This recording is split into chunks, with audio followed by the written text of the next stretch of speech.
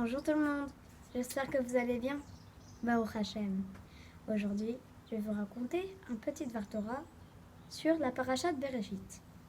Qu'est-ce qui s'est passé durant la parasha de Bereshit? Hachem il a créé le monde. Qu'est-ce qu'il a créé le premier jour? Hachem il a créé le soleil et la lune. Qu'est-ce qu'il a créé le deuxième? Il a créé les étoiles. Le troisième, il a séparé les eaux d'en bas avec les eaux d'en haut. Le quatrième, il a créé les végétaux et les poissons. Le cinquième, les volailles. Et le sixième, il avait créé le menu et gros bétail. Mais qu'est-ce qu'il a créé aussi? Il a créé Adam. Adam était le premier homme. Il était fait à base de terre. C'est même lui qui a nommé tous les animaux. Et durant un moment, Adam il se sentait seul parce qu'il n'avait personne avec qui rester. Par exemple, tous les animaux, eux, ils avaient une compagne, donc il se sentait seul. Donc à un moment, il est parti se reposer. Et durant le temps, il s'est reposé. Hachem a créé la première femme, Chava.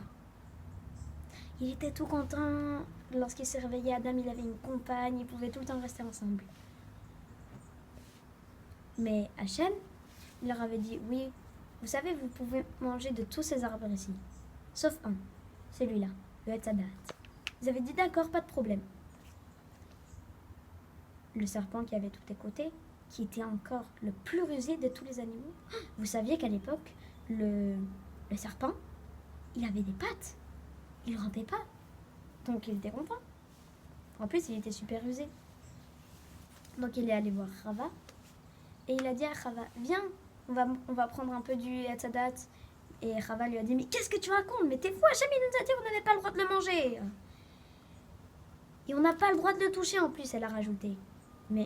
Et le serpent est allé toucher le Etz Hadat. Mais qu'est-ce que tu dis? Je l'ai touché et rien ne m'est arrivé. Regarde, je vais bien. Mais en fait, Chava avait exagéré. Hachem leur avait que permis, il leur avait permis de le toucher, mais pas de le manger. Donc à cause de ça, Chava a fauté et a pris du Etz Hadat. Elle a trouvé ça super bon. Et elle est allée voir Adam. Elle lui a dit, viens, on va manger, il est super bon. Mais il lui a dit, mais t'es folle, t'as mangé Hachem, il a dit qu'on n'avait pas le droit. Il lui a dit, et il n'a pas voulu. Et vous saviez qu'en réalité, Hachem, il leur avait pas permis de prendre toute la vie. Parce que, d'après des Chassidim, il paraît que le Etz Hadat était en réalité un arbre où poussaient les raisins. Donc, ils devaient en prendre pour le Shabbat pour faire un Geffen. Donc, c'était pas très longtemps qu'ils devaient attendre, vu qu'ils étaient créés le 6e jour. Ils devaient attendre quelques heures. Et Chava lui dit, mais il est super bon, vas-y, viens, on va le manger, il est super bon. Et à un moment, il a craqué. Adam est allé le manger. Hachem les a vus et est descendu sur terre et a commencé à dire, Adam, Chava. À ce moment-là, il s'était allé se cacher.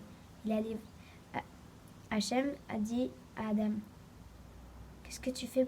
Pourquoi tu te caches? Je suis Hachem, je vois tout. Et il lui a demandé, pourquoi tu as mangé? Je t'avais dit non. Assour, pourquoi? Il a dit c'est pas ma... Et Adam lui a dit c'est pas ma faute, c'est la faute de Chava, c'est elle qui m'a convaincu. Il est allé voir Chava. Et Chava lui a dit non, c'est pas ma faute, c'est de la faute du serpent.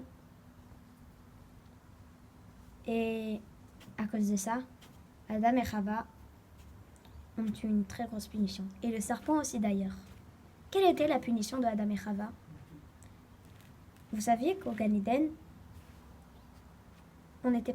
Adam et Chava, ils n'étaient pas habillés, ils étaient tout nus. Et bien à partir de ce jour-là, on devait s'habiller. Et vous savez quoi d'autre? Ils étaient au Gan Eden, maintenant ils devaient descendre sur terre.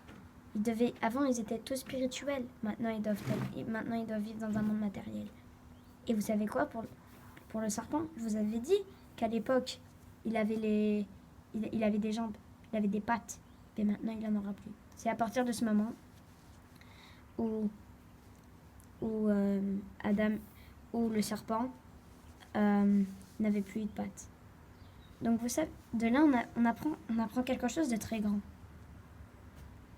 On apprend qu'il faut jamais rejeter la faute sur quelqu'un d'autre.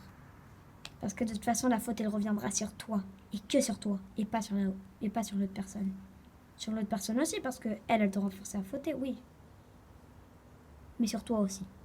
Parce que non seulement t'as fauté, mais en plus, tu accuses quelqu'un d'autre. Alors, de là, on apprend quelque chose. Il faut jamais rejeter la faute sur les autres. Shabbat shalom.